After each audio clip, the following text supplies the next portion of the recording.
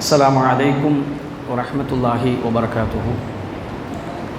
إن الحمد لله نحمده ونستعينه ونستغفره ونؤمن به ونتوكل عليه ونعوذ بالله من شرور أنفسنا ومن سيئات أعمالنا. من يهده الله فلا مضل له ومن يضلل فلا هادي له. وأشهد أن لا إله إلا الله وحده لا شريك له وأشهد أن محمدًا عبده ورسوله. أما بعد، فقد قال الله تعالى في القرآن العظيم والفرقان المجيد: فأعوذ بالله من الشيطان الرجيم. بسم الله الرحمن الرحيم. يا أيها الذين آمنوا اتقوا الله حق تقاته ولا تموتن إلا وأنتم مسلمون.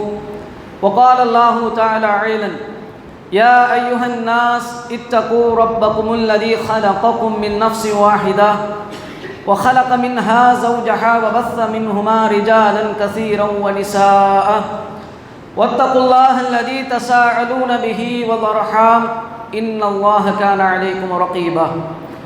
يا أيها الذين آمنوا اتقوا الله وقولوا قولا سديدا يصلح لكم أعمالكم ويغفر لكم ذنوبكم ومن يطع الله ورسوله فقد فاز فوزا عظيما. وإن أصدق الحديث كتاب الله وأحسن الهدي هدي محمد صلى الله عليه وسلم وشر الأمور محدثاتها وكل محدثة بدعة وكل بدعة ضلالة وكل ضلالة في النار.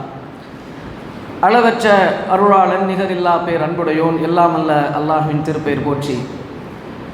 அனைத்து புகழும் புகழ்ச்சியும் அகிலத்தை படைத்து பரிபாலித்து பரிபக்குவப்படுத்தக்கூடிய ஏகநாயனாகி அல்லாஹ்விற்கு உரித்தாக்கி, சலாத்தும் சலாமும் ஈருலகத் தலைவர் நபிகள் பெருமகனார் ஸல்லல்லாஹு அலைஹி வஸல்லம் அன்னவர்கள் மீதும், அன்னாரது சொல் செயல் அங்கீகாரங்களை தங்கள் வாழ்க்கையிலே ஏற்று நடந்த நல்லற தோழர்கள் தோழியர்கள் முன் சென்றோர்களின் நல்லோர்கள் அறிஞர்கள் இமாம்கள், குறிப்பாக அல்லாஹுடைய கடமையை நிறைவேற்றுவதற்காக இங்கே ஒன்று குழுமிருக்கின்ற நம் அனைவர்கள் மீதும் வல்ல நாயனின் வற்றா பெருங்கருணை என்றென்றும் நின்று நிலவட்டுமாக. கண்ணியத்திற்குரிய எல்லாம் அல்ல அல்லாஹின் நல்லடியார்களே, அருமை பெரியோர்களே, தாய்மார்களே, நாமெல்லாம் அல்லாஹின் அருட்பெரும் கிருபையை கொண்டு அவனுடைய சத்திய இஸ்லாமிய மார்க்கம் என்று சொல்லக்கூடிய இந்த தீனுல் இஸ்லாத்தில் ஒரு அங்கத்தினராக நாம் எல்லாம் தேர்வு செய்யப்பட்டிருக்கிறோம். இது அல்லாஹ் ரப்புல் ஆலமீன் நம் மீது பொழிந்த மிகப்பெரிய ஒரு கருணையாக இருக்கிறது. இன்றைக்கு எத்தனையோ பல மக்கள் வெளியிலிருந்து இந்த மார்க்கத்தை பார்க்கின்ற பொழுது பல்வேறு விமர்சனங்கள் கண்ணோட்டத்தோடு அணுகினாலும், ஆனாலும் இந்த இஸ்லாமிய மார்க்கம் அவருடைய உள்ளத்தை சென்றடைவதற்கு எவ்வளவு சூழ்ச்சிகளுக்கு மத்தியும் எவ்வளவு விதமான அவதூறு பிரச்சாரங்களுக்கு மத்தியிலும் இந்த இஸ்லாம் அவருடைய உள்ளத்தை தைக்கிறது என்று சொன்னால், இஸ்லாம் சொல்லக்கூடிய, இஸ்லாம் நமக்கு கற்றுத்தந்த அல்லது இஸ்லாமிய நற்பண்புகளை முஸ்லிம்கள் பின்பற்றுவதன் மூலமாக அதனுடைய குறைந்த சதவீத பிரதிபலிப்பு வெளிப்பாடு அதனுடைய அந்த மகத்துவத்தை உணர வைக்கிறது. அப்படிப்பட்ட நற்குணங்களை பார்த்து இன்றைக்கு இஸ்லாத்தை நோக்கி வரக்கூடிய மக்கள் ஏராளம் இருக்கிறார்கள். கண்ணியத்திற்குரியவர்களே, இன்றைக்கு இந்த மார்க்கம் நமக்கு கிடைத்திருக்கிறது என்று சொன்னால், அல்லாஹ் ரப்புல் ஆலமீன் ஒவ்வொரு காலகட்டத்திலும் ஒவ்வொரு தூதரை அனுப்பி அவர்களுக்கு இந்த மார்க்கத்தினுடைய செய்திகளை, அல்லாஹ் ரப்புல் ஆலமீனுடைய கட்டளையை கடமைகளை மற்றும் மக்கள் வழிதவறி செல்லும் பொழுதெல்லாம் பண்பாடுகளிலே அவர்கள் நிற்காமல் மோசமான கலாச்சாரங்களிலே அவர்கள் சென்று சேரும் பொழுதெல்லாம் நல்ல உபதேசங்கள் வாயிலாக மக்களை வென்றெடுப்பதற்காகவும் இஸ்லாத்தின் பக்கம் அல்லாஹ்வுடைய நல்ல பண்பின் பக்கமும் நன்மையின் பக்கமும் அழைப்பதற்காக ஒவ்வொரு காலகட்டத்திலும் ஒவ்வொரு தூதர்களை அல்லாஹ் ரப்புல் ஆலமீன் அனுப்பி நன்மையை ஏவி தீமையை தடுக்கக்கூடிய அந்த வேலையை தொடர்ந்து செய்து கொண்டிருக்கிறார். அந்த அடிப்படையிலே நபிகள் நாயகம் ஸல்லல்லாஹு அலைஹி வஸல்லம் அவர்கள் இந்த மார்க்கத்தை மக்களுக்கு பிரச்சாரம் செய்வதற்கு முன்பாகவே மிகச்சிறந்த ஒரு நற்பண்புகளுடைய அந்த சீலராக, நற்பண்புக்கு சொந்தக்காரராக அவர் அன்றைக்கு வாழ்ந்தார் என்பதை நம் வரலாற்றிலே அறிந்து கொள்ள முடியும். நபிகள் நாயகம் ஸல்லல்லாஹு அலைஹி வஸல்லம் பற்றி அல்லாஹ் ரப்பல் ஆலமீன் திருமறையிலே சொல்லும் பொழுது வஇன்னக லஅலா ஹுலுகின் அதீம், நபியே நீர் மகத்தான நற்புறத்தின் மீது நிற்கின்றீர்கள் என்று அல்லாஹ் ரப்புல் ஆலமீன் மிகவும் ரசூலுல்லாஹி அலைஹி வஸல்லம் உடைய பண்பை உயர்வாக சிலாகித்து சொல்கிறார். ஏனென்றால் அல்லாஹ்வின் தூதர் சொன்னார்கள், நாளை மறுமையிலே நம்மை அல்லாஹ்விடத்திலே சொர்க்கத்திலே அதிகமாக கொண்டு சேர்ப்பது நம்முடைய நற்பண்புகள் தான் என்று சொன்னார்கள். ஆனால் அப்படிப்பட்ட நற்பண்புகளிலே ஒரு முக்கியமான ஒரு நற்பண்பு, நாம் இன்றைக்கு அதிகம் பின்பற்றாத தவற விடுகின்ற, இந்த உலகம் அமைதியின்மைக்கு காரணமாக இருக்கக்கூடிய, உலகம் அமைதியின்மைக்கு காரணம் இந்த நற்பண்பை பேணாதனுடைய விளைவு என்றே சொல்லலாம். அப்படிப்பட்ட ஒரு நற்பண்பை குறித்து தான் பார்க்க இருக்கிறோம். கண்ணியத்திற்குரியவர்களே, இந்த வாழுகின்ற இந்த உலகத்திலே இன்றைக்கு உலகளாவிய சண்டைகளாக இருந்தாலும் சரி, ஊருக்கு ஊர் சண்டையாக இருந்தாலும் சரி, அல்லது நம்முடைய மஹல்லாவிலே ஏரியா பிரச்சனையாக இருந்தாலும் சரி, நம்முடைய குடும்ப பிரச்சனையாக இருந்தாலும் சரி, அதற்கு முக்கியமான அந்த உலக அமைதி அடைய வேண்டும், நம்முடைய குடும்பத்திலே அமைதி நிலவ வேண்டும் என்று சொன்னால் இந்த நற்பண்பை நாம் கண்டிப்பாக கடைபிடித்து நின்றொழுக வேண்டும். அதுதான் பிறர் செய்யக்கூடிய அந்த தவறுகளை, பிறர் நமக்கு செய்யக்கூடிய அநியாயங்களை அலட்சியப்படுத்துவது, பெருந்தன்மையோடு விட்டு கொடுப்பது, தாராளமாக அவர்களை மன்னிப்பது. இந்த ஒரு நற்பண்பை நம்முடைய மார்க்கம் சொல்லித்தந்ததை போன்று, அல்லாஹ்வுடைய தூதர் நடைமுறைப்படுத்தியதை போன்று, அவர்களால் உருவாக்கப்பட்ட அந்த நபி தோழர்கள், அந்த சமுதாய நல்லவர்கள் பின்பற்றியதை போன்று நாம் இன்றைக்கு பின்பற்றினால் நம்முடைய குடும்பமும் நம்முடைய சுற்றமும் இந்த உலகமும் அமைதியாக இருக்கும் என்பதிலே எந்த விதமான சந்தேகமும் இல்லை. ஏனென்று சொன்னால் இந்த ஒரு பண்பை அல்லாஹ் ரப்புல் ஆலமீன் இறையச்சத்திற்கு மிகவும் நெருக்கமான ஒரு பண்பாக சூரத்துல் பக்ராவிலே அல்லாஹ் சொல்வான். பிறருடைய குற்றம் குறைகளை மன்னிப்பது என்பது இறையச்சத்தினுடைய மிக நெருக்கமான பண்பு. அதனால தான் அல்லாஹ்வுடைய தூதர் சொன்னார்கள், மனிதர்களிலேயே இந்த உலகத்திலேயே அதிகம் இறைவனை அஞ்சக்கூடியவன் நான். அப்படிப்பட்ட நபிகள் நாயகம் ஸல்லல்லாஹு அலைஹி வஸல்லம் அவர்களிடத்தில் இருந்த மிக உயர்ந்த பண்புகளிலே ஒரு பண்பு பிறரை அலட்சியப்படுத்துவது, மன்னிப்பது. என்று சொன்னால் மனிதனுடைய படைப்பு, அவனுடைய படைப்பினுடைய யதார்த்தம் எப்படி இருக்கிறது என்று சொன்னால் பலகீனமானவனாக, தவறுகள் செய்யக்கூடியவனாகத்தான் படைக்கப்பட்டிருக்கிறான். அல்லாஹ்வுடைய தூதர் சொல்லி காட்டுவார்கள், மனிதன் ஆதமுடைய மகன் காலையிலும் மாலையிலும் பாவம் செய்யக்கூடியவன் தான். பாவத்தினுடைய தவறினுடைய அளவுகளிலே வித்தியாசம் இருக்கலாமே தவிர நான் பாவத்திற்கு அப்பாற்பட்டவன், தவறே செய்யாதவன் என்று யாராலும் சொல்லிவிட முடியாது. இருப்பினும் நபிமார்களாக இருந்தாலும் சரி, நபிகள் நாயகம் ஸல்லல்லாஹு அலைஹி வஸல்லம் அவர்கள் கூட பெரும்பாவங்கள் செய்யாவிட்டால் கூட அறிந்தோ அறியாமலோ மனிதன் என்ற அடிப்படையிலே செய்யக்கூடிய சிறு தவறுகளை கூட அல்லாஹ் ரப்புல் ஆலமீன் அவ்வப்போது ஆங்காங்கே கண்டித்த அந்த வசனங்களை நாம் திருமறையிலே பார்க்க முடியும். அப்போ தவறுகளுக்கு அப்பாற்பட்டவர் யாரும் இருக்க முடியாது என்ற காரணத்தினால் ஒரு மனிதர் பிற மனிதருக்கு அநியாயம் செய்யக்கூடாது, அது மார்க்கத்தில் தடுக்கப்பட்டிருக்கிறது. இருந்தாலும் சில சந்தர்ப்பங்களிலே, சில குடும்ப பிரச்சனைகளிலே, கொடுக்கல் வாங்கலிலே தெரிந்தோ தெரியாமலோ, அறிந்தோ அறியாமலோ, நம்முடைய நாவினுடைய சொற்களினாலோ அல்லது நம்முடைய அறியாமல் நம்முடைய நடவடிக்கைகளினாலோ அவருடைய உள்ளத்தை, பிறருடைய அந்த மனதை நோவினை செய்யக்கூடிய, அவர்களுக்கு சிரமத்தை தரக்கூடிய, அவர்களுக்கு ஒரு கஷ்டத்தை ஏற்படுத்தக்கூடிய, அவர்களுக்கு ஒரு அநீதி இழைக்கக்கூடிய ஒரு செயலை, ஒரு சொல்லை நாம் செய்து விடுவது யதார்த்தமாக இருக்கிறது. இப்படி நடப்பது என்பது இந்த உலகத்தினுடைய இயற்கையில யதார்த்தம்தான்.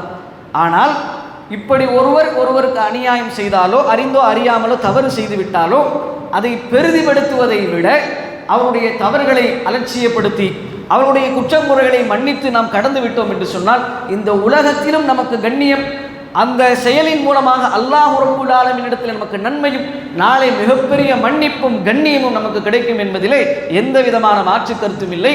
அதை அல்லாஹ்வுடைய தூதருடைய வாழ்க்கையினுடைய வெளிப்பாடாகவே நாம் பார்க்க முடியும். நபிகள் நாயகம் ஸல்லல்லாஹு அலைஹி வஸல்லம் வாழ்க்கையிலே இப்படிப்பட்ட ஏராளமான படிப்பினையை நாம் பார்க்க முடியும்.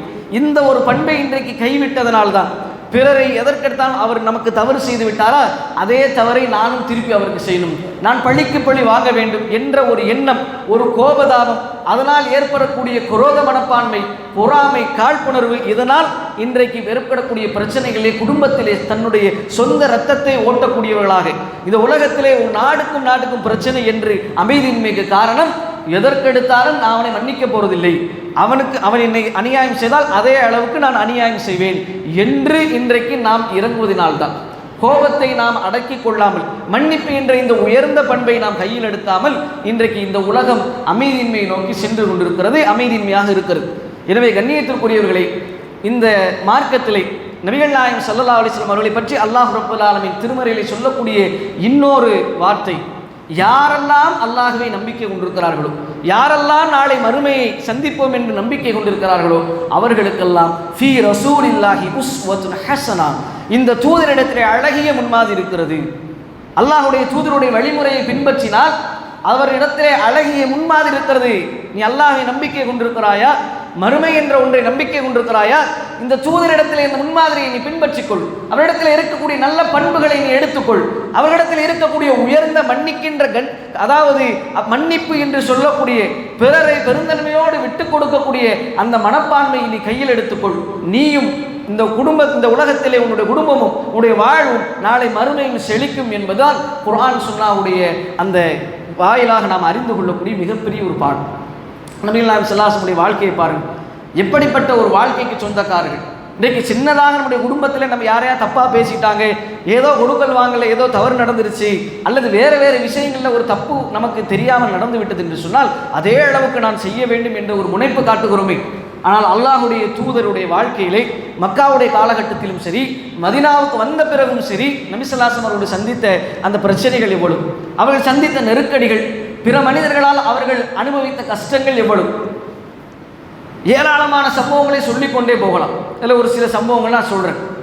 அதாவது நபிகள் நாயகம் ஸல்லல்லாஹு அலைஹி வஸல்லம் அவர்கள் ஒரு சந்தர்ப்பத்தில் என்ன செய்கிறாங்க அப்படின்னா, மரத்தினுடைய அடியில் இரவில் கொஞ்சம் நேரம் ஓய்வு எடுத்து கொண்டு இருக்கிறாங்க, தனியாக இருக்கிறாங்க. அப்போ தன்னுடைய வாளை மரத்தினுடைய அந்த கிளையில் மாட்டியிருக்கிறாங்க. அப்போ ஒரு கிராமத்து வாசி காட்டரபி என்ன செய்கிறார், நபி ஸல்லல்லாஹு அலைஹி வஸல்லம் எடுத்து அந்த வாளை காட்டி உன்னை கொன்றுவேன்னு மிரட்டுறார். ஏன்னா அல்லாஹ்வுடைய தூதர் மேலே அவ்வளோ ஒரு பகைமை, உன்னை கொன்றுவேன் அப்படின்னு மிரட்டுறார். இப்போ என்னிடத்திலிருந்து உன்னை காப்பாற்றுபவர் யார் என்று கேட்கிறார். இப்போ நபி ஸல்லல்லாஹு அலைஹி வஸல்லம் அவர்கள் சாந்தத்தினுடைய மறுவடிவும் அல்லாஹ் தான் என்று ரசூலுல்லாஹ் பீஸ்ஃபுல்லாக பதில் சொல்கிறாங்க. ஆனால் அல்லாஹ்வுடைய தூதரை பொறுத்த வரைக்கும் நாம் எண்ணிக்கொண்டிருக்கிறோம் 50 வயசு 60 வயசு ஆனால் ஒரு வயோதிக பருவம், நம்மளால் தள்ளாத வயது, முடியாத பருவம் என்று நினைக்கிறோம். ஆனால் அல்லாஹ்வுடைய தூதருடைய அந்த வலிமை எப்படி இருந்தது, மன தைரியம் எப்படி இருந்தது தெரியுமா? போர் என்று சொன்னால் அல்லாஹ்வுடைய தூதருக்கு பின்னால தான் எல்லாரும் அணிவகுப்பார்கள். அவர்களே அல்லாஹ்வுடைய தூதர் மிகப்பெரிய ஒரு வீரராக இருப்பார்கள். ஏதோ ஒரு சம்பவம் திடுக்கிடக்கூடிய நடு இரவில் ஒரு அச்சம், ஒரு சத்தம் ஏற்படுகிறது. உலகமெல்லாம் சென்று என்ன என்று பார்ப்பதற்கு முன்பாக பூட்டப்படாத சேனை குதிரையில் இருந்து அந்த வாகனத்திலிருந்து அதை பார்த்துவிட்டு ஒன்றுமில்லை பயப்படாதீர்கள் என்று சொல்லக்கூடிய ஒரு வீரர். அப்படிப்பட்டவர்களால் அல்லாஹ்வுடைய தூதர் கண் இமைக்கும் நேரத்தில் அந்த வாளை பிடிங்கி என்ன செய்கிறாங்க, அவருடைய கழுத்தின் பக்கம் நீட்டுகிறார்கள். இப்பொழுது என்னிடத்திலிருந்து உன்னை காப்பாற்றுவோன் யார்? அந்த கிராமவாசி பதறுகிறார். நீங்கள் தான் மன்னிச்சு விட்டா தான் உண்டு அப்படின்னு சொல்லி நபி ஸல்லல்லாஹு அலைஹி வஸல்லம் என்ன செய்கிறாங்க, அப்படியே இப்போவும் அல்லாஹ் தான் உன்னை காப்பாற்றுவான்னு சொல்லிட்டு அவருடைய மன்னிப்பினுடைய அந்த தன்மையை வெளிப்படுத்துகிறாங்க. தன்னை கொல்ல வந்த கழுத்தில் கத்தி வைத்தவரை கூட சந்தர்ப்பம் கிடைத்தும் நபிகள் நாயகம் ஸல்லல்லாஹு அலைஹி வஸல்லம் விட்டு கொடுக்குறாங்க. பார்த்தீங்களா, மன்னிச்சு விட்டாங்க. அறியாமல் அவருக்கு இந்த மார்க்கத்தினுடைய அந்த தன்மை மகத்துவம் தெரியலை. அதனால் என்ன செய்கிறாங்க, அப்படி அலட்சியப்படுத்தி விடுகிறார்கள். அல்லாஹ்வுடைய தூதருடைய வாழ்க்கை வரலாற்றுடைய பக்கங்களை புரட்டினால் நபிகள் நாயகம் ஸல்லல்லாஹு அலைஹி வஸல்லம் அவர்களுடைய வாழ்க்கையிலேயே மிகவும் துயரமான சம்பவங்கள் என்று 1-2 காட்சிகள்லாம் பார்க்க முடியும். தன்னுடைய மகன் இப்ராஹிம் என்றது ஆண் குழந்தை கையிலே துடிக்க துடிக்க இறந்த சம்பவமாக இருக்கட்டும், அதே போன்று தாயிஃப் அந்த இடத்திலே மார்க்கத்தை எட்டி வைக்கும் பொழுது அங்கே சொல்லுன்னா துயரத்தை அவர்கள் சந்தித்தார்கள். சிறுவர்கள் மூலமாக சொல்லாலும் கல்லாலும் அடித்து விரட்டப்பட்டார்கள். தன்னுடைய கால்களிலே ரத்தம் சொட்ட சொட்ட மயக்கமடைந்த நிலையிலே அல்லாஹ்வுடைய தூதர் இந்த மார்க்கத்தை எடுத்து சொல்வதற்காக அவர்கள் சந்தித்த அந்த துன்பம் வரலாற்று பக்கத்திலே மிகவும் ஒரு துயரமான ஒரு நாளாக இருந்தது என்று அல்லாஹ்வுடைய தூதர் பதிவு செய்தார்கள். அப்படிப்பட்ட அந்த தாயிஃபில் மக்கள் அடித்து விரட்டும் பொழுது சோர்ந்து போய் அப்படியே கண்ணீரோடு நபிகள் நாயகம் ஸல்லல்லாஹு அலைஹி வஸல்லம் கவலையோடு இருக்கிறாங்க. அல்லாஹ்விடத்திலிருந்து வானவர் ஒருவர் வருகிறார். வந்து சொல்லப்படுகிறது, ஓ நபியே, நீங்கள் ஒரே ஒரு வார்த்தை சொல்லுங்க, இதோ மலையினுடைய வானவர் தயாராக இருக்கிறார்.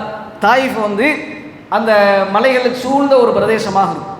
அங்கே வந்து உங்களை அடித்த, உங்களை கேவலப்படுத்திய, உங்களை விரட்டிய அந்த சமுதாயத்தை அழிப்பதற்காக 2 மலைக்கும் நடுவில் வைத்து நெருக்குவதற்கு தயாராக இருக்கிறார். நீங்கள் சொல்வதெல்லாம் ஒரே ஒரு சம்பந்தம், ஆமான்னு சொல்லுங்க.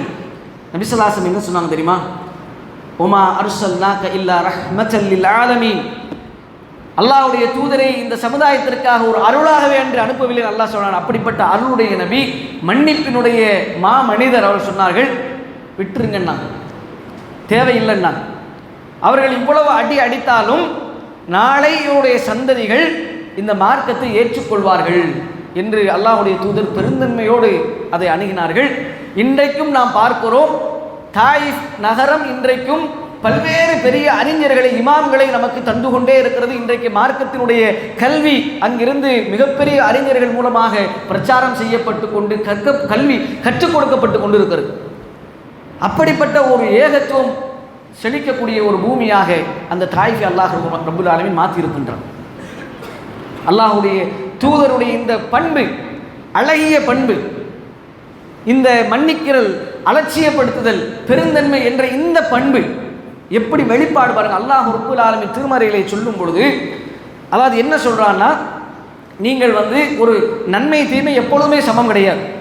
அல்லாஹ் ரப்புல் ஆலமீன் திருமறையிலே சொல்லும் பொழுது, தீயதை கொண்டு நன்மையை கொண்டு தீயதை என்ன செய்யுங்க, நீங்கள் தடுத்து கொள்ளுங்கள். நீங்கள் அழகியதை கொண்டு பாவமானதை, தீமையானதை நீங்கள் தடுத்து கொள்ளுங்கள். வலா தஸ்தவில் ஹஸனத்து வல ஸய்யிஆ, நீங்கள் பாவத்தை அழகியதை கொண்டு நீங்கள் தடுத்து கொள்ளுங்கள். இத்ஃபா பில்லதி ஹி அஹ்ஸன் ஃபஇதல்லதி பைனக வ பைனஹு அதாவா கஅன்னஹு வலியுன் ஹமீம்.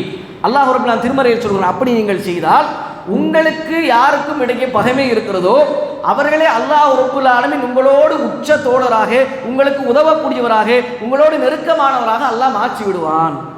அப்படிப்பட்ட ஒரு சம்பவம், ஏராளமான சம்பவத்தை நாம் பார்க்க முடியும்.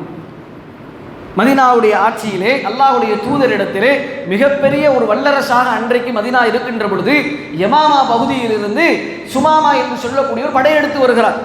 படையெடுத்து வருகின்ற நேரத்திலே அல்லாஹ்வுடைய தூதரை அழிக்க வேண்டும் என்ற முழு மூச்சோடு வருகிறார். ஆனால் அவருடைய துரதிர்ஷ்டம், அல்லாஹ்வுடைய தூதருடைய அந்த படையினுடைய கட்டமைப்பு, இஸ்லாம் ஜெயிக்கிறது. அவர் சிறைபிடிக்கப்படுகிறார். அந்த நேரத்திலே மதீனாவினுடைய மஸ்ஜித் நபவியிலே அவர் சிறைபிடிக்கப்பட்டு வைத்திருக்கிறார். அல்லாஹ்வுடைய தூதர் நினைத்தால் இன்றைய ஒரு ரஷ்யாவோ ஒரு அமெரிக்காவோ எடுத்துக்கொள்ளுங்கள், நம்ம நாட்டை நோக்கி அழிக்க வந்த ஒரு பெரும் படை தளபதி நம்ம கையில் சிக்கினா என்ன செய்வோம்? ஒரு சாதாரண ஒரு வீரர் சிக்கிட்டாலே பிணைய கைதியாக பிடித்து கொண்டு அவனால் ஏதோ புரோஜனம் இருந்தால் ஏதாவது செய்வாங்க, பேரம் பேசுவாங்க. இல்லை என்று சொன்னால் ஆளை காலி பண்ணி விடுவாங்க. அப்படிப்பட்ட நேரத்திலே அல்லாஹ்வுடைய தூதருடைய தலைக்கு டார்கெட் பண்ணி வந்த அந்த சுமாமாவை பிடித்து வைத்திருக்கிறாங்க. அல்லாஹ்வுடைய தூதர் நேருக்கு நேராக மிக அருகிலே போய் சந்திக்கிறாங்க. அழகிய முறையில் பேசுகிறாங்க. ஓ சுமாமாவுடைய செய்தி என்ன அப்படின்னு. அவர் அமைதியாக இருக்கிறார். ரசூலா போயிடுறாங்க. மறுநாள் வராங்க, அதே மாதிரி கேட்குறாங்க. அவர் அமைதியாக இருக்கிறார். அவர் அங்கே மதீனாவுடைய மஸ்ஜித் நபவியிலே சுதந்திரமாகத்தான் விடப்பட்டிருக்கிறார். எப்போ வேணாலும் நபி ஸல்லல்லாஹு அலைஹி வஸல்லம் அட்டாக் பண்ணலாம். ஆனாலும் ரசூலா என்ன செய்கிறாங்க, வராங்க. 3வது நாள் வராங்க, கேட்குறாங்க. சுமாமா எதுவும் சொல்லலை. பிறகு 4வது நாள் வருகின்ற நேரத்திலே சுமாமா அவர் என்ன செய்கிறார் என்று சொன்னால், அல்லாஹ்வுடைய தூதரிடத்தில் இதுவரைக்கும் இந்த உலகத்திலேயே பிடிக்காத ஒரு சித்தாந்தம் இந்த இஸ்லாம், இதுவரைக்கும் இந்த உலகத்திலேயே பிடிக்காத ஒரு ஊர் இருக்கிற என்று சொன்னால் இது மதீனா. இந்த உலகத்திலேயே பிடிக்காத ஒரு பேர், ஒரு முகம் இருக்கிற என்று சொன்னால் உங்கள் முகம்தான். கையை பிடிச்சி சொல்கிறாங்க, அஷ்ஹது அல்லா இலாஹ இல்லல்லாஹ் வ அஷ்ஹது அன்ன முஹம்மதன் அப்துஹு வ ரசூலுஹு என்று சொல்லி கலிமாவை சொல்லிவிட்டு, இந்த நிமிஷம் முதல் இந்த உலகத்திலேயே பிடித்த முகம் என்றால் அது உங்கள் முகம்தான். இந்த உலகத்திலேயே மிகவும் பிடித்த ஒரு சித்தாந்தம் இருக்கும் என்று சொன்னால் அது இந்த இஸ்லாமிய மார்க்கம்தான். இந்த உலகத்திலேயே பிடித்த ஒரு ஊர் இருக்கும் என்று சொன்னால் இந்த மதீனா தான் என்று சொல்லி சுமாமா ரலியல்லாஹு அன்ஹு இஸ்லாத்தை ஏற்றுவிட்டார். அல்லாஹ்வுடைய தூதருடைய அந்த பெருந்தன்மையோடு அவருடைய தவறை அலட்சியப்படுத்தி அவரிடத்திலே நல்ல முறையிலே நமக்கு எதிராக அவர் வந்தாலும் அவருடைய குற்றமுறைகளை எல்லாம் அலட்சியப்படுத்தி மன்னித்து அழகிய முறையிலே பெருந்தன்மையோடு நடந்து கொண்டார்களே, அப்படி ஒரு சூழ்நிலையே எதிரியுடைய உள்ளம் கூட அல்லாஹ்வுடைய தூதரோடு அல்லாஹ் ரப்புல் ஆலமீன் சேர்ந்து பயணிக்கக்கூடிய, இந்த மார்க்கத்திற்கு பெருந்தொண்டு செய்யக்கூடிய ஒருவராக மாற்றுகிறான் என்று சொன்னால் இதுதான் அல்லாஹ் ரப்புல் ஆலமீன் திருமறையிலே சொல்கிறான். وما يذكرها الا الذين صبروا وما يذكرها الا ذو حظ عظيم. அல்லாஹ் சொல்கிறான், இது பொறுமையாளர்களை தவிர மற்றவங்களுக்கு ரொம்ப பாரமாக இருக்கும். பொறுமை ரொம்ப அவசியம். பிறருடைய குற்றங்களை மன்னிக்க வேண்டும் என்று சொன்னால் நம்மிடத்தில் இருக்க வேண்டிய அடுத்த ஒரு பண்பு பொறுமை என்ற ஒரு பண்பு. சகித்து கொள்ள வேண்டும். பிறருடைய துன்பங்களையே நாம் எப்படி அவர்கள் நமக்கு தவறுகள் செய்கிறார்களோ அதே போல் நாமும் தெரிந்தோ தெரியாமலோ பிறருக்கு தவறு செய்யக்கூடியவர்கள் தான். நம்முடைய தவறுகளை மன்னிக்கப்படாமல் இருந்தால் என்ன ஆகும்? இந்த உலகத்தில் அல்லாஹ்வுக்கு செய்ய வேண்டிய வணக்க வழிபாடுகளிலே அல்லாஹ்வுடைய கட்டளைக்கு மாற்றமாக நாம் நடந்து கொண்டால் அல்லாஹ் ரப்புல் ஆலமீன் இணை வைப்பை தவிர தன் நாடு இதை மன்னிப்பான். ஆனால் மனிதனுடைய உரிமைகள், உணர்வுகள், அவர்களுடைய அந்த கொடுக்கல் வாங்கல், உறவுகள் விஷயத்திலே நாம் பிணங்கி கொண்டால், அவர்களை நோவினை செய்தால், கஷ்டப்படுத்தினால், அவர்கள் அடியார் மன்னிக்காதவரை அல்லாஹ் மன்னிக்க மாட்டான். அதனால் நமக்கு அநியாயம், தவறு, ஒரு பாவத்தை நமக்கு செய்யும் பொழுது நாமும் அதே நிலையில் தான் இருக்கிறோம், மனிதன் தானே. அப்போ நம்முடைய தவறுகள் அலட்சியப்படுத்தப்படாவிட்டால், நம்முடைய தவறுக்கு ஒருவன் பாதிப்போடு அல்லாஹ்விடத்திலே கையேந்தி விட்டால் அல்லாஹ் ரப்பல் ஆலமீன் அதை மன்னிக்க மாட்டான். எது வரைக்கும்? அந்த அடியான் மன்னிக்கின்ற வரைக்கும். நாளை நாம் திவாலாகி போடக்கூடிய, முஃப்லீஸ் ஆகக்கூடிய ஒரு நிலைக்கு கூட அல்லாஹ் நம்மை பாதுகாக்க வேண்டும். அப்படி ஒரு நிலையும் நமக்கு ஏற்படும். எதுவரை? அவன் மன்னிக்காதவரை. அதனால் நாமும் சந்தர்ப்பங்களிலே தவறு செய்யக்கூடியவன் என்ற அடிப்படையிலே நம்முடைய குறைகள் மன்னிக்கப்பட வேண்டும் என்று நினைக்கிறோம், நம்முடைய குறைகள் அலட்சியப்படுத்தப்பட வேண்டும் என்று நினைக்கிறோம். நம்மை அவர் மன்னிக்க வேண்டும், அல்லாஹ் நம்மை மன்னிக்க வேண்டும் என்று நினைக்கும் பொழுது இது மாதிரியான விஷயங்கள் நாமும் கையில் எடுக்க வேண்டும். அல்லாஹ்வுடைய தூதருடைய வாழ்க்கை வரலாறு இருந்து நாம் பாடம், படிப்பினைகள் எடுக்க வேண்டும். தன்னை கொல்ல வந்தவராக இருந்தாலும் சரி, அல்லது ஒரு பாவம் நமக்கு அநியாயம் செய்யக்கூடியவராக இருந்தாலும் சரி, அவருக்கு அழகியதை கொண்டு மன்னிப்பு என்ற, பெருந்தன்மை என்ற அந்த அழகிய விஷயங்களை மூலமாக அவர்களை அலட்சியம் செய்ய விடும்போது எதிரியாக இருப்பவர்கள் கூட நமக்கு இணக்கமானவர்களாக அல்லாஹ் திருமறையிலே சொன்னதை போன்று மாற்றக்கூடிய வரலாறு அல்லாஹ்வுடைய தூதருடைய வாழ்க்கையில் இருக்கிறது. அதனால தான் இன்றைக்கு நபிகள் நாயகம் ஸல்லல்லாஹு அலைஹி வஸல்லம் வாழ்க்கை வரலாறை புரட்டி இன்றைக்கு இஸ்லாத்தை நோக்கி அவர்கள் வந்து கொண்டிருக்கிறார்கள். எனவே இந்த பண்பை நம்முடைய வாழ்க்கையிலே அல்லாஹ்வுடைய தூதருடைய வழிமுறையை பின்பற்றக்கூடிய ஒரு தௌஃபீக்கை அல்லாஹ் ரப்பல் ஆலமீன் நமக்கு தர வேண்டும் என்று கூறி என்னுடைய முதல் உரை நிறைவு செய்கிறேன்.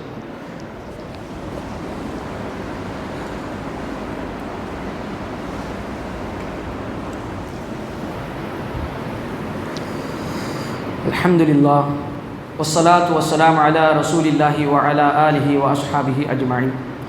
அல்லாஹும்ம ஸல்லி அலா முஹம்மதின் வ அலா ஆலி முஹம்மத் கமா ஸல்லைத அலா இப்ராஹீம வ அலா ஆலி இப்ராஹீம இன்னக ஹமீதும் மஜீத். அல்லாஹும்ம பாரிக் அலா முஹம்மதின் வ அலா ஆலி முஹம்மத் கமா பாரக்த அலா இப்ராஹீம வ அலா ஆலி இப்ராஹீம இன்னக ஹமீதும் மஜீத். கண்ணியத்திற்குரிய எல்லாம் அல்லாஹ்வின் நல்லடியார்களே, இந்த உலகத்தை பொறுத்த வரைக்கும் மனிதர்கள் பலகீனமானவர்கள், தவறுகள் செய்யக்கூடியவர்கள், பாவம் செய்யக்கூடியவர்கள், இப்படி இருக்கக்கூடிய இந்த உலகத்தில் தான் அல்லாஹ் ரப்பல் ஆலமீன் நம்மை எல்லாம் வைத்து சோதித்து கொண்டிருக்கிறான்.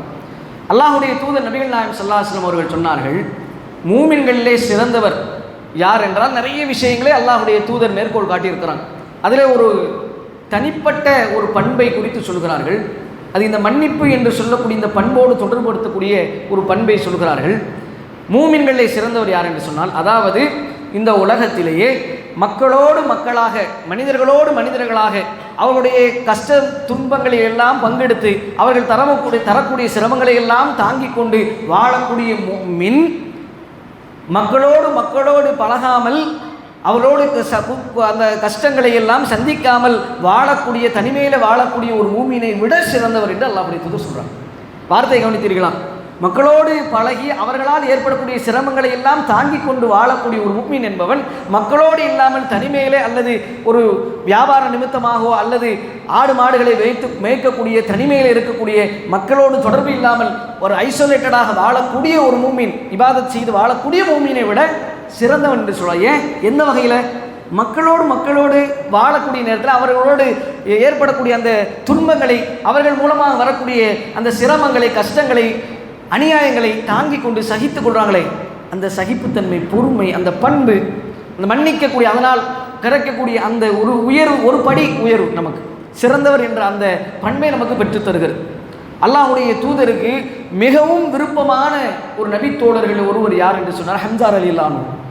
தன்னுடைய வாழ்க்கையிலேயே ரொம்பவும் மறக்க முடியாத நாட்கள் சொன்னாலே தாயிஃப் சம்பவம். அதே மாதிரி இன்னொரு சம்பவம்னா உஹதுடைய நாள். ஏன்னா அந்த நாளில் தான் ஹம்ஸா ரலியல்லாஹு கொல்லப்படுறாங்க. அந்த ஹம்ஸா ரலியல்லாஹுவை கொன்றவர் வஹ்ஷி என்பவர். அந்த வஹ்ஷி இஸ்லாத்தை பிற்காலத்தில் ஏற்றுக்கொண்டாலும் வஹ்ஷி அல்லாஹ்வின் தூதர் முன்னாக வரும்பொழுது அல்லாஹ்வுடைய தூதர் அவருடைய முகத்தை பார்க்கிறார்கள். நீ தான் வஹ்ஷியா? ஆமாம் யா ரசூலுல்லாஹ். நீ தான் ஹம்ஸா ரலியல்லாஹுவை கொன்ற வஹ்ஷியா என்று கேட்கிறார்கள். ஆமாம். அப்போ அல்லாஹ்வுடைய தூதர் சொன்னார்கள், நீங்கள் என்னுடைய முகத்திலே படாமல் இருந்திருக்க கூடாதா? உங்கள் முகத்தை பார்க்கும்போது என்னுடைய சிறிய தகப்பனாருடைய அந்த முகம் ஞாபகத்துக்கு வருகிறது. ஏன்னால் அன்றைக்கு அழுததை போன்று நபிகள் நாயகம் ஸல்லல்லாஹு அலைஹி வஸல்லம் அவர்கள் வேறு அழவே இல்லை. அப்படி ஒரு சில அழுகை தான் வரலாற்றில் பதிவு செய்யப்பட்டிருக்கிறது. அந்த நினைப்பு எனக்கு வருகிறது. உங்களை முகத்தை பார்க்கும் போதெல்லாம், உன்னுடைய முகத்தை பார்க்கும்போது என்னுடைய சிறிய தந்தையினுடைய முகம் ஞாபகத்துக்கு நீதானே கொன்றாய் என்ற அந்த துணியிலே சொல்லும்போது, ஏன்னா பையத்து செய்ய வரும்போது அல்லாஹ்வுடைய தூதரிடத்து தான் பையத்து செய்யும். அப்போ சந்தித்து தான் ஆகணும். அப்போது நபி ஸல்லல்லாஹு அலைஹி வஸல்லம் அவர்கள் இந்த ஒரு வார்த்தையை சொன்ன உடனே, எப்பொழுதெல்லாம் வரலாற்றை பதிவு செய்யப்பட்டது, எப்பொழுதெல்லாம் அல்லாஹ்வுடைய தூதருடைய முகத்துக்கு முன்பாக வரக்கூடிய அந்த நிலை ஏற்படுகிறதோ அப்பொழுதுதான் தன்னுடைய முகத்தை துணியால் சுற்றிக் கொள்வார். ஏன் சொல்கிறோம் அப்படின்னா, கொலை உண்டவர்கள் விஷயத்தில் நமக்கு வாழ்வு இருக்கிறது.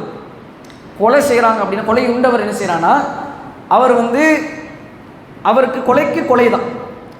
கொலைக்கு அல்லாஹ் சொல்றான், மன் கத்தல நஃப்ஸன் பிகைரி நஃப்ஸின் அவ் ஃபஸாதின் ஃபில் அர்த் ஃபகஅன்னமா கத்தலன் நாஸ ஜமீஆ. கொலைக்கு பகரமாகவோ அல்லது பூமியில் ஏற்படக்கூடிய குழப்பத்தை தடுக்குவதற்காகவோ அன்றி ஒருவரை அநியாயமாக கொன்றால் உலகத்தில் உள்ள எல்லாரையும் கொண்டிருக்க சமம். அப்போ ஹம்ஸா ரலியல்லாஹு பழி தீர்க்க வேண்டும் என்று சொன்னால் வஹ்ஷியை கொன்றிருக்கலாம் அல்லாஹ்வுடைய தூதர். ஆனால் மன்னிச்சு விடுறாங்க. என்ன சொல்கிறாங்க, முகத்தை மட்டும் என் முன்னாடி காட்டிக்காதீங்க அப்படிங்கிறாங்க. அப்போ நபி ஸல்லல்லாஹு அலைஹி வஸல்லம் இந்த பண்பு, மன்னிக்கக்கூடிய பண்பு, அவர்கள் நினைத்தால் ஆட்சியில் இருக்கிறார்கள், குடும்பத்தார் நினைத்தால் பழி வாங்கி கொள்ளலாம், பழி வாங்கக்கூடிய இடத்துல இருக்கும்போது கூட நபி ஸல்லல்லாஹு அலைஹி வஸல்லம் நினைச்சுட்டாங்க, மன்னித்து விடுறாங்க. அப்போ இப்படிப்பட்ட பண்புகளை பாருங்க. இந்த பண்புகளின் மூலமாக வார்க்கப்பட்டவர்கள் தான் யார்? அல்லாஹ்வுடைய தூதருடைய பெஸ்ட் ஃப்ரெண்ட். எனக்கு பிறகு இந்த உம்மத்துக்கு ஒரு நபியாக வர வேண்டும் என்று சொன்னால் அது அபூபக்கர் தான் என்று அபூபக்கர் சித்தீக் ரலியல்லாஹு அன்ஹு அவர்களுக்கு சொன்னார்களே, அவர்களுடைய வாழ்க்கையில் நடந்த மிக ஒரு சுவாரஸ்யமான சம்பவம், நமக்கு எல்லாம் தெரிந்த ஒரு சம்பவம் கூட. அந்த விஷயத்தில் கூட அல்லாஹ் திருமலை சூரத்து 90 ஒரு வசனத்தை இறக்குகிறான். தன்னுடைய மகள் உம்மஹாத்துல் முஃமினீன் ஆயிஷா அம்மையாருடைய முத்துமாலை தொலைந்து விடுகிறது, தாமதமாகிறது. அந்த அழைத்து வருகிறார், அவதூறு பிரச்சாரம் செய்யப்படுகிறது, மிகவும் துன்பத்துக்கு இருக்காங்க. அல்லாஹ்வுடைய தூதர், அபூபக்கர் சித்திக், ஆயிஷா அம்மையார் எல்லாரும் என்ன செய்கிறாங்க, ரொம்பவும் கடுமையான ஒரு துயரத்தில், அழுகையில், துன்பத்தில் அந்த இருக்கக்கூடிய நாட்கள். அந்த நேரத்திலே மிஸ்தஹ் ரலியல்லாஹு அன்ஹு என்று சொல்லக்கூடிய ஒரு நபர், அவர் யார்? அபூபக்கர் சித்திக் ரலியல்லாஹுடைய குடும்பத்தார்களே ஒரு தூரத்து சொந்தமானவர் தான். அபூபக்கர் சித்திக் ரலியல்லாஹு அவர்கள் செல்வந்தர், நமக்கு எல்லோருக்கும் தெரியும். அவர்கள் பல நன்மையான காரியங்களிலே உமர் ரலியல்லாஹுவுடன் செய்வாங்க, போட்டி போட்டு நிறைய தர்மங்கள் இருக்கட்டும், அவருடைய வாழ்க்கை வரலாற்றை பார்த்தால் அதிகமாக செய்யக்கூடியவர். அவர்கள் மூலமாக பயன்பெறக்கூடிய ஒரு நபர் தான் யார்? இந்த மிஸ்தஹ் ரலியல்லாஹு. இந்த மிஸ்தஹ் ரலியல்லாஹு அவர்கள் கூட இந்த ஆயிஷா அம்மையாருடைய அவதூறு விஷயத்தில் நேரடியாக பங்கெடுத்தவர், நேரடியாக அவதூறு பரப்பியவர். அந்த அவதூறு பரப்பியது காதுக்கு வந்த உடனே ஒரு வார்த்தையை சொல்கிறாங்க அபூபக்கர் சித்திக், இனி அல்லாஹ்வின் மீது ஆணையாக இந்த மிஸ்தருக்கு நான் உதவி செய்ய மாட்டேன். ஏன்னா மாதம் அந்த குடும்பத்துக்கு இவங்க தான் பொறுப்பேற்று சில பொருளாதாரங்களை, உணவுப் பொருட்களை எல்லாம் அவங்க தான் பொறுப்பேற்று உதவி செய்து கொண்டிருக்கிறாங்க. இப்படி உதவி செய்து கொண்டிருக்கும் போது நம்மிடத்திலிருந்தே உதவி பெற்றுக்கொண்டு நம்முடைய மகளையே இப்படி ஒரு அவதூறு பரப்பிட்டாரே என்று சொன்னால், யாராக இருந்தாலும் இன்றைய சூழ்நிலை நினைத்து பாருங்களேன். இன்னைக்கு நம்ம உண்ட வீட்டுக்கு ரெண்டகம் பண்ணுறான்னு சொல்லாமா இல்லையா? நம்ம காசுலே சாப்பிட்டுட்டு நமக்கே ஒருத்தன் இந்த மாதிரி பிரச்சனை பண்ணி நம்ம என்ன செய்வோம்? அதிகபட்சமாக என்ன செய்வோம்? கோபக்காரன் தான் இன்றைக்கி அவ்வளோதான், வெட்டியே போட்டுருவோம். அதிகபட்சமாக என்ன செய்வோம்? நான் அந்த உதவி செய்ய மாட்டேன், மன்னிக்கவே மாட்டேன், இப்படி தானே சொல்லுவோம். இதே தான் அவர் என்ன சொன்னாங்க, அபூபக்கர் சித்திக், அல்லாஹ்வின் மீது ஆணையாக நான் இவருக்கு உதவி செய்ய மாட்டேன்ட்டான். உதவி செய்ய மாட்டேன்னு சொன்ன உடனே அல்லாஹ் ரப்பல் ஆலமீன் சூரத்து 100 வசனத்தை இறக்குகிறான். உங்களிலே செல்வந்தர்களும் அல்லாஹ்வை நம்பிக்கை கொண்டவர்களும் அல்லாஹ்வின் மீது ஆணையாக நான் இந்த உதவி செய்ய மாட்டேன் என்று சத்தியம் செய்ய வேண்டாம். அலா யக்ஃபிருல்லாஹு, அல்லாஹ் சொல்றான், அல்லாஹ்வுடைய மன்னிப்பு உங்களுக்கு வேண்டாமா? அலா துஹிப்பூன யக்ஃபிருல்லாஹு லக்கும், அல்லாஹ் உங்கள் மன்னிக்கப்படுவதை நீங்கள் விரும்ப மாட்டீர்களா? அல்லாஹுடைய ஹுக்கும் எப்படி அப்படின்னா, அடியார்கள் மீது அல்லாஹுடைய ஒரு பண்பு, ஒரு தன்மை அடியார்கள் மீது எப்படின்னு சொன்னால், நபி ஸல்லல்லாஹு அலைஹி வஸல்லம் அவங்க சொன்ன நேரடியான ஹதீஸே இருக்கிறது. ஒரு அடியார் அல்லாஹ்விடத்தில் எப்படி நடந்து கொள்கிறார்களோ அதே போன்று தான் அல்லாஹ்வும் நடந்து கொள்வான். இது அல்லாஹுடைய ஒரு தன்மை, அடியார் இடத்தில் நடந்து கொள்ளக்கூடிய ஒரு ஹுக்கும். பூமியில் இருக்கவன் இரக்கம் காட்டுங்கள், வானத்தில் இருக்கவன் உங்களுக்கு இரக்கம் காட்டுவான். நீங்கள் அல்லாஹ்வை நோக்கி ஒரு அடி எடுத்து வந்தால் அல்லாஹ் உங்களை நோக்கி ஓடி வருவான். உலகத்திலே வாழக்கூடிய மூமினுடைய ஒரு குறையை மறைத்தால் அல்லாஹ் உங்கள் குறையை மறுமையிலே மறைப்பான். அல்லாஹ் இடத்துல எப்படி நாம் நடந்து கொள்கிறோமோ அல்லாஹ் அப்படி தான் அந்த அடியாரத்தில் பிரதிபலிப்பான். இது அல்லாஹ்வுடைய ஒரு ஹுக்கும். அப்போ இப்படி இருக்கும் பொழுது அல்லாஹ் என்ன கேட்குறான் பாருங்க, உங்களுக்கு அல்லாஹ்வுடைய மன்னிப்பு வேண்டாமா? அல்லாஹ் உங்களுடைய பாவங்களை அலட்சியப்படுத்தணும், மன்னிக்கணும் அப்படிங்கிறது நீங்கள் விரும்ப மாட்டீங்களா? ஏன்னா அல்லாஹ்வுடைய மன்னிப்புங்கிறது சாதாரணமானது கிடையாது. அல்லாஹ் திருமறையிலே சொல்லுகிறான், சாரிஉ விரைந்து வாருங்கள், இலா மக்ஃபிரத்தின் மிர் ரப்பிக்கும், அல்லாஹ்வுடைய மன்னிப்பை நோக்கி விரைந்து வாருங்கள், வ ஜன்னத்தின் அர்துஹஸ் ஸமாவாதி வல் அர்த், இந்த அல்லாஹ்வுடைய மன்னிப்பு என்பது அவனுடைய சொர்க்கம், அவனுடைய சொர்க்கம் என்பது இந்த வானம் பூமியை விட விசாலமானது. அல்லாஹ் உங்களுக்கு மன்னிச்சானா உங்களுக்கு சொர்க்கம் தான். அந்த கிஃப்ட் எப்படிப்பட்டது? வானம் பூமியை எல்லாத்தையும் விட விசாலமானது. அப்படிப்பட்ட வானம் பூமியிலே விசாலமான சொர்க்கத்தை பெற்றுத்தரக்கூடிய அந்த மன்னிப்பை நோக்கி விரைந்து வாருங்கள் அல்லாஹ் அழைக்கிறான்.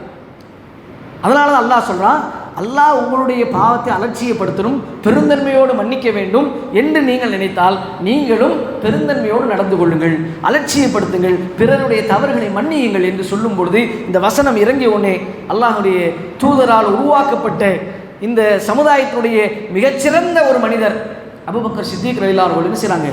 அந்த சத்தியத்தை வாபஸ் வாங்குறாங்க, அந்த உதவியை செய்கிறாங்க, அவரை மன்னித்து அலட்சியப்படுத்தி விட்டு விடுகிறார்கள். இப்படிப்பட்ட நிலையில் அல்லாஹ் சொல்லிவிட்டு இந்த வசனத்துக்கு அடுத்த வசனமாக அல்லாஹ் சொல்கிறான், இந்த பண்பு இது யாருக்கு என்று சொன்னால், அந்த சொர்க்கம் யாருக்கு என்று சொன்னால் முத்தகீன்களுக்கு, இறையச்சம் உடையவர்களுக்கு என்று சொல்லிவிட்டு அந்த பண்புகளை அல்லாஹ் பட்டியலிடுகிறான். இந்த இறையச்சவாதிகள் அல்லாஹ்வுடைய மன்னிப்பை பெறுகின்ற வானம் பூமி அளவுக்கு விசாலமாக இருக்கக்கூடிய சொர்க்கத்தை பெறக்கூடிய அந்த முத்தகீன்கள் யார் என்று சொன்னால் அவர்கள் அல்லதீன ஃபிஸ் ஸர்ராயி வ ضர்ராய், அவர்கள் என்ன செய்வார்கள் என்று சொன்னால் இந்த தன்னுடைய செழிப்பிலும் சரி வறுமையான நிலையிலும் சரி தாராளமாக வாரி வழங்குவார்கள். அவர்கள் முத்தகீன்கள், அல்லாஹ்வுடைய மன்னிப்பை பெறக்கூடியவர்கள், வானபூமி அளவுக்கு உள்ள சொர்க்கத்திற்கு சொந்தக்காரர்கள். அவர்கள் என்ன செய்வார்கள்? தன்னுடைய வறுமையிலும் செழிப்பிலும் தாராளமாக வாரி வழங்குவார்கள். வகாலிமீனல் கைல், அவர்கள் கோபத்தை வென்று விழுங்குவார்கள். வஆஃபீன அனின் நாஸ், அவர்கள் மனிதர்களை மன்னிப்பார்கள். எப்படிப்பட்ட பண்புகள் அல்லாஹ் சொல்ற மாதிரி அல்லாஹ்வுடைய மன்னிப்பை நோக்கி விரைந்து வாருங்கள் சொல்லிட்டு, அந்த சொர்க்கம் என்பது விசாலமானது, இது முத்தகீன்களுக்குன்னு சொல்லிட்டு அல்லாஹ் அந்த முத்தகீன்களுடைய பண்புகளை சொல்லும்போது அவர்கள் வறுமையிலும் செல்வத்திலும் தாராளமாக தன்னுடைய பொருளாதாரத்தில் செலவு செய்வார்கள். அதே மாதிரி கோபத்தை வென்று விழுங்குவார்கள். நீங்கள் நம்ம நினைக்கிறோம், நாம் நினைத்து கொண்டிருக்கிறோம் இந்த சமுதாயத்திலேயே ஒரு வீரர் என்று சொன்னால் எல்லாரையும் பணத்தாலும் அதிகாரத்தாலும் மிகைக்கக்கூடியவன், பிறரை அடக்குமுறை செய்பவன், அடித்து வீழ்த்துபவன் என்று அல்லாஹ்வுடைய தூதர் சொன்னார். பிறரை அடித்து வீழ்த்துபவன் வீரன் கிடையாது, தனக்கு ஏற்படக்கூடிய கோபத்தை அடக்கி கொள்வன். இந்த கோபத்தை அடக்கி கொண்டால், அதனால தான் முந்தைய வசனத்தில் சொன்னேன், இல்ல ஒமாயு தக்காஹா இல்லல்லதீன ஸபரு, பொறுமையாளர்களை தவிர இது ரொம்ப கஷ்டம். பொறுமையோடு எவ்வளவு சிரமம் பிறரால் ஏற்படக்கூடிய துன்பம் துயரங்கள் வந்தாலும் அதை தாங்கி கொண்டு பொறுத்து கொண்டு பிறருடைய மக்களுடைய அந்த ஆஃபீன அனின்னாஸ், மனிதர்களை மன்னிப்பார்கள் என்று அல்லாஹ் சொன்னார். அவர்களை மன்னித்தால் அல்லாஹ்வுடைய மன்னிப்பும் விசாலமான சொர்க்கமும் நமக்கு கிடைக்கும் என்று அல்லாஹ் சொல்லுகிறான். அந்த அடிப்படையிலே ஏராளமான மனிதர்கள், ஏராளமான சஹாபாக்களை இந்த சமுதாயம், ரசூலுல்லாஹ்வுடைய வாழ்க்கையை எடுத்துக்கொள்ளுங்கள், அபூபக்கர் சித்திக்குடைய வாழ்க்கையை எடுத்துக்கொள்ளுங்கள், ஏராளமான நல்லவர்கள் இமாமுடைய வாழ்க்கையை எடுத்துக்கொள்ளுங்கள். இந்த மன்னிக்கக்கூடிய பண்பின் மூலமாக இந்த மார்க்கத்திற்கு நற்பெயர்கள், நல்ல தொண்டு செய்தவர்கள் ஏராளமான மனிதர்கள் இருக்கிறார்கள். எனக்கு ஒரு சம்பவம் நினைவு கூறுகிறது.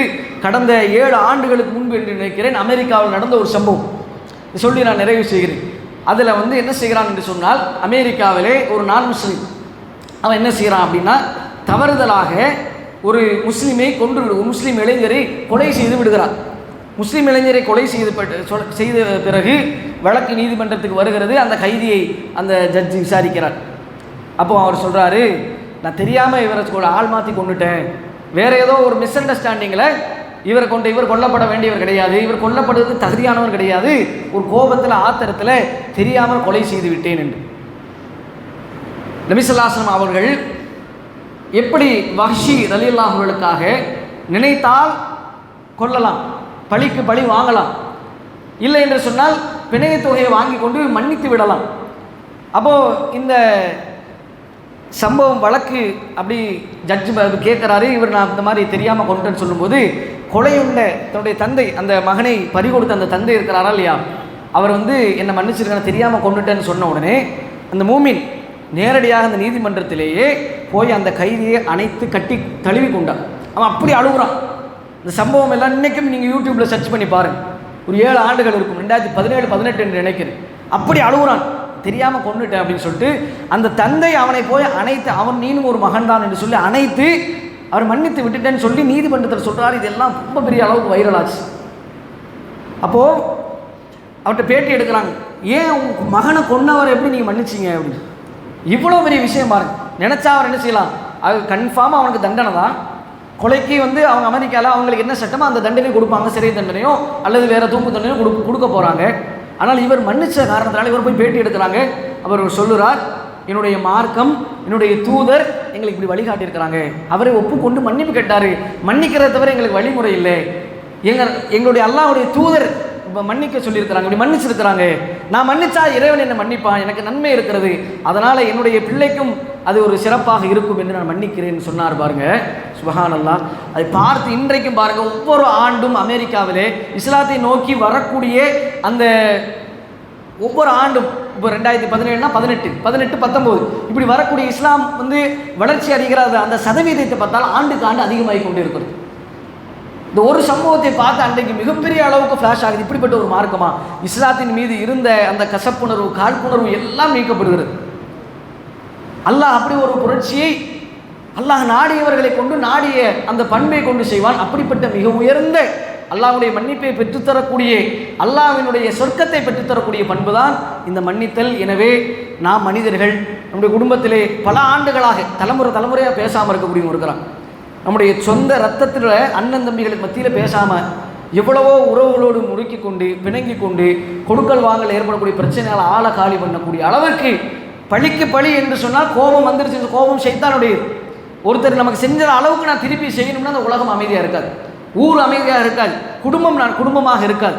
எனவே அல்லாஹ்வுடைய மன்னிப்பு வேணும், குடும்பம் அமைதியாக இருக்கணும், உலகம் அமைதியாக இருக்கணும்னு சொன்னால் அல்லாஹ்வுடைய தூதர் இந்த இஸ்லாம் காட்டி தந்த மிகப்பெரிய அல்லாஹ்வுடைய தூதர் வண்ணக்கலால ஹுலுக்கின் அலீம், அல்லாஹ் சொல்றானே மிக உயர்ந்த நற்குணத்தின் மீது நபி ஸல்லல்லாஹு அலைஹி வஸல்லம் இருக்கிறான். அப்படிப்பட்ட இந்த மன்னிப்பு என்ற பிறரை மன்னிக்கக்கூடிய பெருந்தன்மை என்று சொல்லக்கூடிய அவருடைய குற்றங்களுடைய அலட்சியப்படுத்தக்கூடிய தன்மையை நாம எடுப்போம். நம்முடைய வாழ்க்கையிலே என்னதான் இருந்தாலும் அல்லாஹ்வுக்காக நான் உன்னை மன்னிக்கின்றேன். எப்படி அபூபக்கர் சித்திகள் எல்லாம் மன்னித்தார்களோ, எப்படி அந்த கைதியினுடைய அந்த பறி கொடுத்த அந்த தந்தை அந்த கைதியை மன்னித்தாரோ, அதே போன்று எப்படி முன் சென்ற நன்மக்கள் மன்னித்து அதன் மூலமாக அல்லாஹ்வுடைய திருப்பொருத்தத்தை பெற்றார்களோ, அதே போன்று நம்முடைய சக மனிதர்களையும், நம்முடைய குடும்ப உறவாக இருக்கட்டும் அல்லது நம்முடைய யாரையெல்லாம் உறவை இந்த தவறுகளின் மூலமாக பிணங்கி கொண்டிருக்கும் அவர்களுடைய தவறுகளை மன்னிக்க வேண்டும். அவர்களை மன்னித்தால் அல்லாஹ் நம்மை மன்னிப்பான். அந்த பண்பின் மூலமாக நமக்குள்ளே ஒரு இலக்கம், பகைவர்களையும் அல்லாஹ் நம்மோடு ஆக்கி வைப்பான். பிற மார்க்கத்தில் இருக்கக்கூடியவர்கள் கூட இந்த பண்பை பார்த்து இஸ்லாத்தை நோக்கி வரக்கூடிய ஒரு காட்சியை நம் மூலமாக அல்லாஹ் ஏற்படுத்துவான். நம் மூலமாக ஒருவர் நேர்வழி பெற்றால் 100 சிகப்பு ஓட்டங்கள் பெறுவதை விட சிறந்த கூடியனவே இந்த மகத்தான உயர்ந்த பண்பை, மன்னிக்கின்ற இந்த பண்பை நம்முடைய வாழ்க்கையில ஏற்று சொல்லக்கூடிய நானும் கேட்கக்கூடிய நீங்களும் பின்பற்றக்கூடிய ஒரு தௌஃபீக்கை வல்ல ரஹ்மான் நமக்கு அருள் புரிவானாக. வ ஆகிரு தஅவானா அல்ஹம்துலில்லாஹி ரப்பில் ஆலமீன். அஸ்ஸலாமு அலைக்கும் வரஹ்மத்துல்லாஹி வபரகாத்துஹு.